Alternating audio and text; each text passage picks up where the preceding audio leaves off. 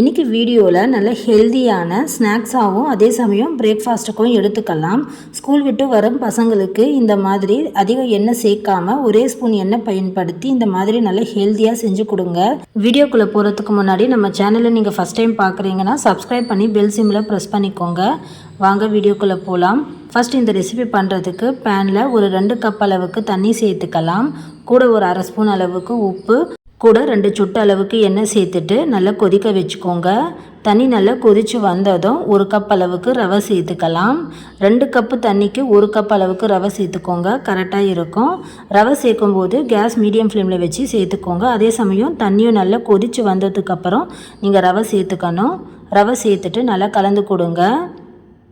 நல்லா கெட்டி பதம் வர வரைக்கும் கலந்து விட்டு வேக வச்சுக்கோங்க. பாருங்கள், தண்ணி நல்லா ஃபுல்லாக ரவை அப்சர்வ் பண்ணி நல்லா இந்த அளவுக்கு கெட்டியாக இருக்குது. இன்னும் கொஞ்சம் நேரம் நம்ம இதை மூடி போட்டு ஒரு 2 நிமிஷம் இதை மூடி போட்டு வேக வச்சு எடுத்துக்கலாம். ரொம்ப நேரம் நம்ம இதை மூடி போட்டு வேக வைக்க தேவையில்லை. சரியாக ஒரு 2 நிமிஷம் மட்டும் வேக வச்சு எடுத்தால் போதும். ரவை நல்லாவே வெந்து வந்துடும். இப்போ இது வேறு ஒரு தட்டில் நம்ம மாற்றிக்கலாங்க. ரவையை இந்த மாதிரி நல்லா பருத்தி விட்டு எடுத்துக்கோங்க. நல்லா ஆறி வந்துடும். இது நல்ல ஒரு பக்கம் ஆறி வரத்துக்குள்ளே நம்ம இதுக்குள்ளே வைக்கிற ஸ்டஃபிங்கை ரெடி பண்ணிக்கலாம். அதுக்கு வேக வச்ச ஒரு உருளைக்கிழங்கு எடுத்துருக்கேன். நல்லா இந்த அளவுக்கு ஒரு பெரிய உருளைக்கிழங்கு எடுத்துக்கோங்க. இந்த மாதிரி காய் துருவலை நம்ம உருளைக்கிழங்கை துருவி எடுத்துக்கலாம். நம்ம உருளைக்கிழங்கு சேர்க்கும்போது குழந்தைங்க நல்ல விருப்பமாக சாப்பிடுவாங்க. நீங்கள் உருளைக்கிழங்குக்கு பதிலாக வேறு எந்த காய் வேணாலும் நீங்கள் பயன்படுத்திக்கலாம். நம்ம வேக வச்ச உருளைக்கிழங்கு சேர்த்துருக்கிறதுனால நம்ம உள்ளே வைக்கிற ஸ்டஃபிங்கை எதுவுமே எண்ணெயில் போட்டு வதக்க தேவையில்லைங்க. இந்த மாதிரி உருளைக்கிழங்கு நல்லா துருவி எடுத்ததும் ஒரு பெரிய வெங்காயம் பொடியாக கட் பண்ணி சேர்த்துக்கோங்க. கூட ஒரு 2 பச்சை மிளகாய் கட் பண்ணி சேர்த்துருக்கேன்.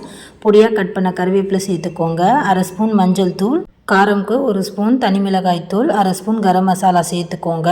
கூட கொஞ்சமாக உப்பு சேர்த்துட்டு நல்லா கலந்துக்கோங்க. இதில் நான் இஞ்சி பூண்டு விழுது சேர்க்க மறந்துட்டேன். கூட இதில் நான் கொஞ்சமாக இஞ்சி பூண்டு விழுது சேர்த்துட்டு இப்போ இதுவும் சேர்த்து நல்லா கலந்து எடுத்துக்கிறேங்க. இப்போ நம்ம உள்ளே வைக்கிற ஸ்டஃபிங்கும் ரெடி பண்ணியாச்சு. இப்போ இது ஒரு பக்கம் இருக்கட்டும். அடுத்ததாக நம்ம ஆற வச்ச ரவையை கையை கொஞ்சமாக ஈரப்படுத்திட்டு நல்லா பிசைஞ்சு விட்டுக்கோங்க. நல்ல ஒரு சாஃப்டான பதம் வர வரைக்கும் ரவையை இந்த மாதிரி கொஞ்சம் நல்லா அழுத்தம் கொடுத்து நல்லா சாஃப்டான பதத்தில் பிசைஞ்சு எடுத்துக்கோங்க. இப்போ இதை சின்ன சின்னதாக நம்ம டிவைட் பண்ணி எடுத்துக்கலாம். நம்ம சப்பாத்திக்கு எந்த அளவு எடுப்போமோ அந்த அளவு சைஸில் இதை பிரித்து எடுத்துக்கலாங்க. பாருங்கள், இந்த மாதிரி நல்லா சாஃப்டாக இருக்கணும். நமக்கு ரவை நல்லா ஆறி வந்ததும் கொஞ்சம் நல்லா திக்காக கெட்டியாக இருக்கும். நல்லா அழுத்தம் கொடுத்து பிசைஞ்சிக்கோங்க. அதே சமயம் கையை கொஞ்சம் நல்லா ஈரப்படுத்தி பிசையும் போது உங்களுக்கு இந்த மாதிரி நல்லா சாஃப்டாக கிடச்சிடும். இப்போ நம்ம சப்பாத்தி அளவுக்கு இந்த மாதிரி எல்லாமே எடுத்தாச்சு. இப்போ நம்ம இதிலேருந்து ஒன்று எடுத்து பூர்ண கொழுக்கட்டைக்கு நம்ம எப்படி செய்வோமோ அந்த மாதிரி செஞ்சுக்கோங்க. ஓரமெல்லாம் இந்த மாதிரி 2 விரலால் நல்லா அழுத்தி விட்டுக்கோங்க. நடுவில் கொஞ்சம் கனமாக இருக்கிறது மாதிரி பார்த்துக்கோங்க. ஓரமெல்லாம் கொஞ்சம் நல்லா மெலிசாக தட்டிக்கோங்க. அடுத்ததாக நம்ம ரெடி பண்ண ஸ்டஃபிங்கை இந்த மாதிரி உள்ளே வச்சுட்டு வெளியே வராத அளவுக்கு நல்லா அழுத்தி விட்டு சீல் பண்ணிக்கோங்க.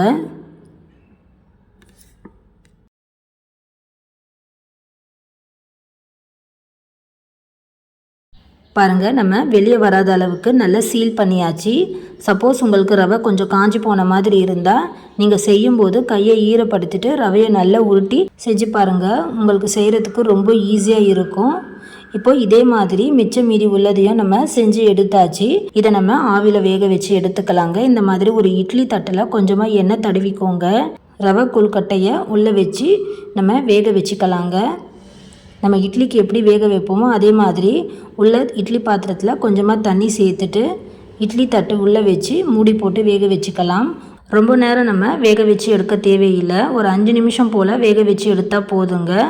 நம்ம ரவை ஆல்ரெடி வேக வச்சு எடுத்தது தான், அதனால் ஒரு 5 நிமிஷம் போல் வெந்ததும் வெளியே எடுத்துட்டு கொஞ்சம் நேரம் ஆறி வந்ததும் எடுத்து பாருங்கள். நல்லா எடுக்க ஈஸியாக வந்துடும். இப்போ நம்ம இதை சூடாக அப்படியே கூட பரிமாறலாங்க. அப்படி இல்லைன்னா வெளியே கொஞ்சம் கலர்ஃபுல்லாகவும் கொஞ்சம் காரசாரமாக செஞ்சு கொடுத்தா குழந்தைங்க இன்னும் விருப்பமாக சாப்பிடுவாங்க. அப்படி பண்ணுறதுக்கு பேனில் ஒரே ஒரு ஸ்பூன் மட்டும் எண்ணெய் சேர்த்துக்கோங்க. எண்ணெய் சூடானதும் அரை ஸ்பூன் கடுகு, அரை ஸ்பூன் சீரகம் சேர்த்துக்கோங்க. கூட பொடியாக கட் பண்ண கருவேப்பிலை சேர்த்துட்டு ஒரு அரை ஸ்பூன் அளவுக்கு மட்டும் தனி மிளகாய் தூள் சேர்த்துக்கோங்க. இப்போ இது நல்லா கலந்து விட்டதும் நம்ம வேக வச்சு எடுத்த கொழுக்கட்டையை நம்ம இதுக்குள்ளே சேர்த்துட்டு கொஞ்சம் லைட்டாக இதை டாஸ் பண்ணிக்கலாங்க.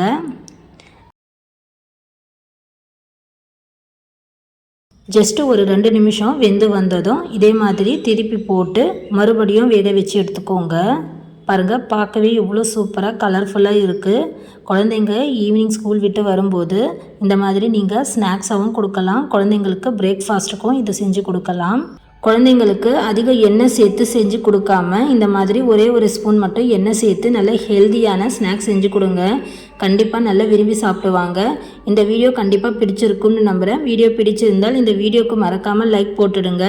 கோமதி ஃபுட் சேனலை சப்ஸ்கிரைப் பண்ணிக்கோங்க. அப்போ தான் நான் போடுற வீடியோஸ் எல்லாம் உங்கள் ஃபோனுக்கு டக்குன்னு நோட்டிஃபிகேஷனாக வரும் ஃப்ரெண்ட்ஸ். தேங்க்ஸ் ஃபார் வாட்சிங்.